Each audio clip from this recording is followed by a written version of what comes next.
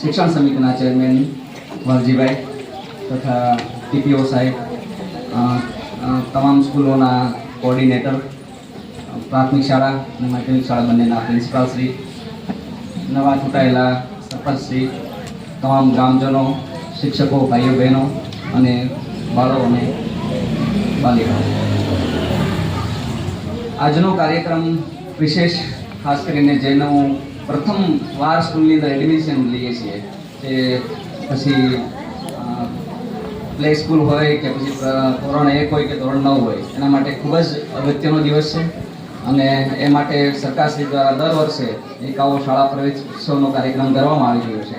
એના અનુસંધાને તમામ જિલ્લાઓના સિલેક્ટેડ ગામમાં કોઈને કોઈ અધિકારીઓ કે જે શિક્ષણ વિભાગ સાથે સંકળાયેલા નથી સીધી રીતે, એ લોકોને આ એક કાર્યક્રમની એક સુપરવિઝનની જવાબદારી આપવામાં આવે છે. એ અનુસંધાને આજે લીંબાળિયા ગામની અંદર ખાસ કરીને સૌથી વિશેષ વાત એ છે કે જે ગામના શિક્ષણ સમિતિના ચેરમેન છે એ આ જ ગામના છે, એટલે આ ગામમાં શિક્ષણને લઈને વધારે પડતું કોન્સન્ટ્રેશન રહેશે. આજે આમ ભાઈ કીધું પ્રિન્સિપાલ સાહેબ કે આ શેડ પણ સાહેબે વિશેષ ગ્રાન્ટમાંથી બનાવ્યો છે, ખૂબ સારી વાત છે.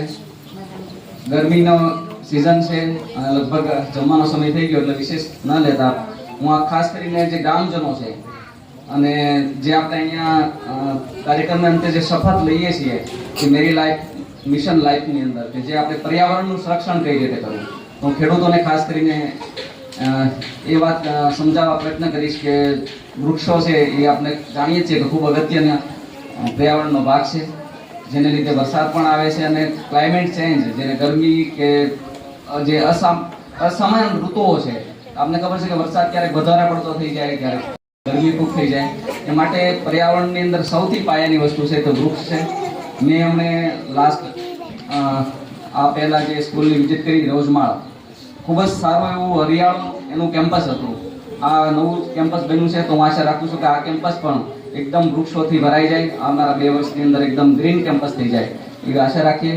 બીજું વિશિષ્ટની અંદર જે પણ બાળકોએ સ્કૂલની અંદર પોતાના વાર્ષિક એક્ઝામની અંદર જે ખૂબ સારા એવા માર્ક્સ મેળવીને પ્રથમ, દ્વિતીય, તૃતીય નંબર મેળવ્યો છે, વિશેષ જે ધોરણ 10ની અંદર કૃપાલઈએ જે 90 કરતાં વધારે ટકા મેળવી અને ખરેખર એક બેન તરીકે જે જિલ્લાની અંદર જે કામ કર્યું છે એક માઇલસ્ટોન છે. એને 90 કરતાં વધારે ટકાઓ આવી માધ્યમિક પ્રાથમિક શાળા ગામડા લેવલની અંદર લઈને આટલા સારા પર્સન્ટેજ મેળવ્યા છે, એને આપણે તાલીઓથી વધારીએ ખાસ. બીજા પણ જે વિદ્યાર્થીઓ છે એ મહેનત કરે, વધુમાં વધુ શિક્ષકો, મેં જોયું કે ભાઈ જે ગુણોત્સવની અંદર માધ્યમિક શાળાને ગ્રેડ પણ એ મળેલો છે, એ બતાવે છે કે શિક્ષકો પણ ખૂબ જ મહેનત કરી રહ્યા છે. ખાસ કરીને ગ્રામજનો પણ પોતાના બાળકો નિયમિત સ્કૂલે આવે. પ્રાઇવેટ સ્કૂલ કરતાં જે સરકારી સ્કૂલ છે એને વધારે મહત્વ આપશું તો જ આ સ્કૂલ અને આ બધું કેમ્પસ ટકી રહેશે. જો આપણે આપણા બાળકોને સરકારી સ્કૂલમાં નહીં મોકલીએ અને આપણી જે માનસિકતા છે કે બધું પ્રાઇવેટ સ્કૂલની અંદર શિક્ષણ ખૂબ સારું છે, એ માનસિકતા ખરેખર મને લાગે છે કે ક્યાંક ખોટી છે. કારણ કે જે સરકારી સ્કૂલોની અંદર જે રીતનું શિક્ષણનું લેવલ છે, જે રીતના શિક્ષકો હાઈલી એજ્યુકેટેડ છે, જે રીતની ફેસિલિટી સરકારશ્રી દ્વારા આપવામાં આવે છે, જેનો આપણો મહત્તમ ઉપયોગ કરીએ અને ગામ લોકો જાગૃત હશે તો શિક્ષણનું સ્તર સુધરશે. ગામ લોકો જો સ્કૂલમાં નહીં આવે તો શિક્ષણનું સ્તર ધીમે ધીમે નીચે જશે. શિક્ષકોના પ્રયત્નથી ખાલી શિક્ષણનું સ્તર નહીં સુધરે. એ માટે બાળકોને આપણે પણ સેન્સિટાઇઝ કરવા પડશે, એને પણ સ્કૂલનું મહત્વ, ભણવાનું મહત્વ સમજાવવું પડશે. બંનેનો રોલ છે, માત્ર શિક્ષકો નહીં પરંતુ જે માતા પિતા છે, પેરેન્ટ્સ છે, ખાસ કરીને જે મહિલાઓ છે, એ વધુમાં વધુ રસ લેશે તો ખરેખર શિક્ષણનું સ્તર આગળ આવશે અને આવનારા સમયની અંદર આપણે જે વિઝન 2047 વિકસિત ભારત છે એની અંદર આપણા બાળકો યુવા થઈને કંઈક દેશ માટે કરી શકે તો જ શક્ય છે કે જેનું શિક્ષણ યોગ્ય રીતે થયું છે. વિશેષમાં કહેતા તમામ જે ગ્રામ લોકો છે, સરપંચશ્રી, જિલ્લા પંચાયતના શિક્ષક સમિતિના ચેરમેનશ્રી અને સીઆરસી સૌનો આભાર માનું છું. Thank you. ખૂબ ખૂબ ધન્યવાદ સાહેબ. પોતાના સ્થાન ઉપર ઊભા થઈશું. ખૂબ નાનકડી પ્રતિજ્ઞા છે અને જમણો હાથ આગળ કરશું, હથેળી નીચેની તરફ રાખીશું. આપણા માનનીય વડાપ્રધાન શ્રીનો ઉદ્દેશ છે એક પેડ માં કે નામ, અને એ અંતર્ગત આપણે જે પ્રતિજ્ઞા લેવાની છે મિશન લાઈફ પ્રતિજ્ઞા છે. જમણો હાથ આગળ કરીશું. નાના બાળકો ઊભા થઈ શકે તો બસ જમણો હાથ આગળ કરીશું. હું જે પ્રમાણે બોલું એ પ્રમાણે આપણે પ્રતિજ્ઞા લઈશું. હું પ્રતિજ્ઞા લઉં છું કે પર્યાવરણ બચાવવા માટે મારા રોજિંદા જીવનમાં શક્ય બદલાવ લાવીશ. હું એ પણ વચન આપું છું કે હું મારા પરિવાર, મિત્રો અને અન્ય લોકોને પર્યાવરણ અનુકૂળ આદતો અને વ્યવહારોના મહત્વ વિશે સતત પ્રેરિત કરીશ. ધન્યવાદ. હવે આપ પોતાના સ્થાન પર બેસી જશો. હવે આપણે આપણા આજના કાર્યક્રમના અંતિમ પડાવ તરફ જઈ રહ્યા છીએ. આપણે જે મુખ્ય મહેમાનો છે એમના હસ્તે આજે શાળા પ્રાંગણમાં વૃક્ષારોપણની કામગીરી કરવાની છે. તો એ પ્રમાણેની વ્યવસ્થામાં આપણે વારાફરતી વિદ્યાર્થીઓ થોડા જે ત્યાં હતા એમને મોકલી આપશું. આપણે નાના બાળકો અહીંયા જ બેસશું. થોડી વાર જ છે, 5-10 મિનિટનો કાર્યક્રમ, પછી તમને રજા આપવામાં આવશે. તો મુખ્ય મહેમાન શ્રીઓને નમ્ર વિનંતી છે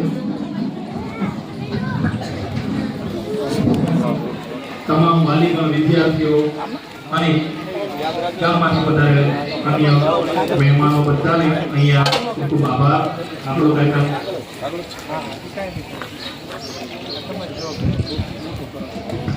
અત્યારે જે બાળકોને કીટ આપી છે પાછી આપી દેજો. કાલે બધા બાળકોને સાથે આપવાની છે.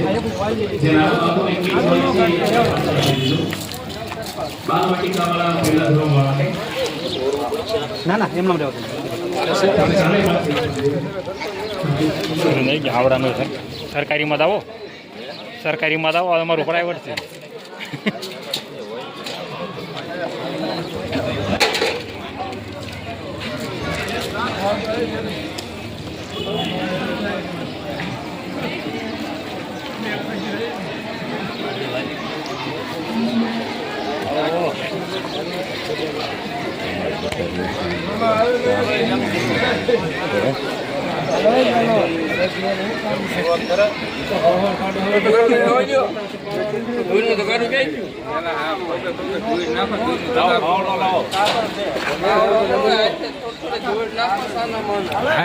ધોઈ નાખો ધીરે ધીરે, હાથે ધોઈ નાખો ધીરે ધીરે.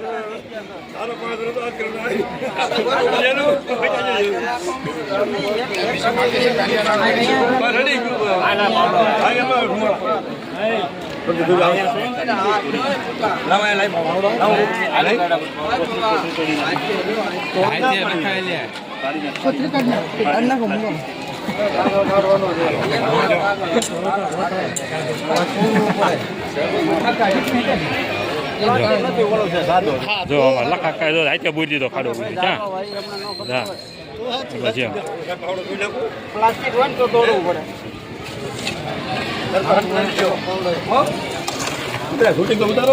હા ઉતાર્યું એટલે બાપા. હા બસ જો આઈને પામું બસ થોડે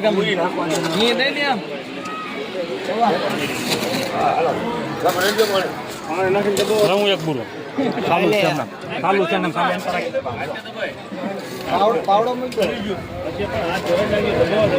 નાખો એમાં.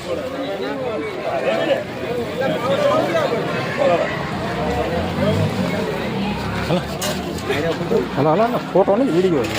હાલો તમે જાઓ. રેડી થાય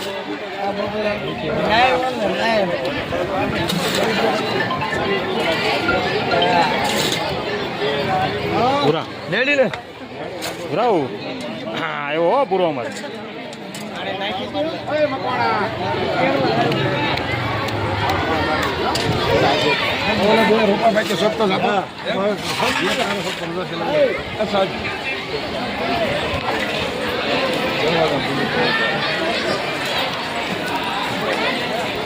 હાલો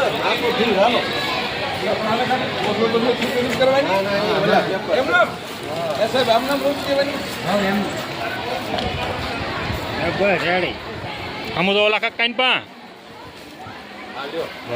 આકાશ પાવડો લે રોપી દીધા બે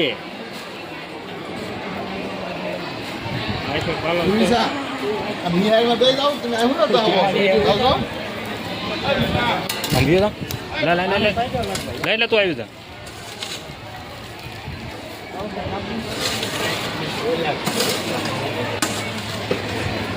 શૈલેષભાઈ બાકી હતા ને તો આવી જાય છેલ્લા પાવડા આવી જ જાઓ હા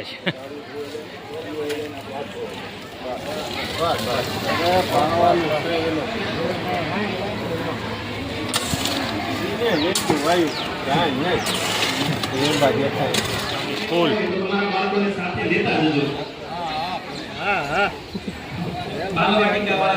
બાળકોના વાલી એવા હોય તો એમના બાળકોને સાથે લેતા જાઓ.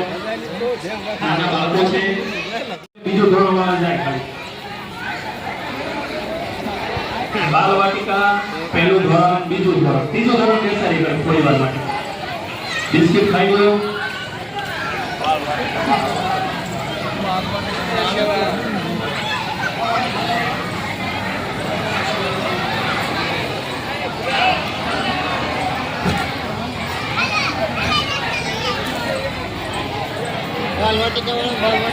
વાલી લેતા જાય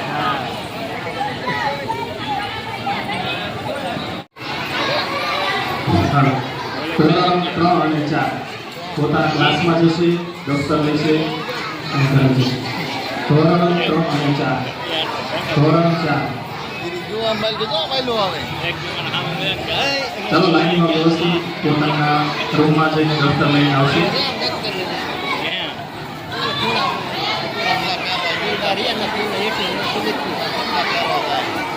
તમારી બોટલ છે ચપ્પલ છે દરેક વસ્તુ લેતા જજો. નાના બાળકો ભૂલી ન જતા. તમારું કીટ તમારી પાણીની બોટલ કે અન્ય વસ્તુ લાવ્યા હોય ને બહુ નાસ્તા લેતા જજો. ચાલો 5 ધોરણ 5 તમારા વર્ગખંડમાં જઈને તમારા દફતરની અન્ય જે વસ્તુ સાથે લાવ્યા હોય તે લઈ જજો.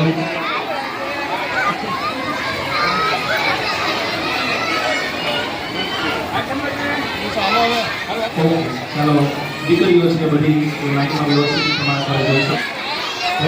છઠ્ઠું લાઈનમાં ધોરણ 6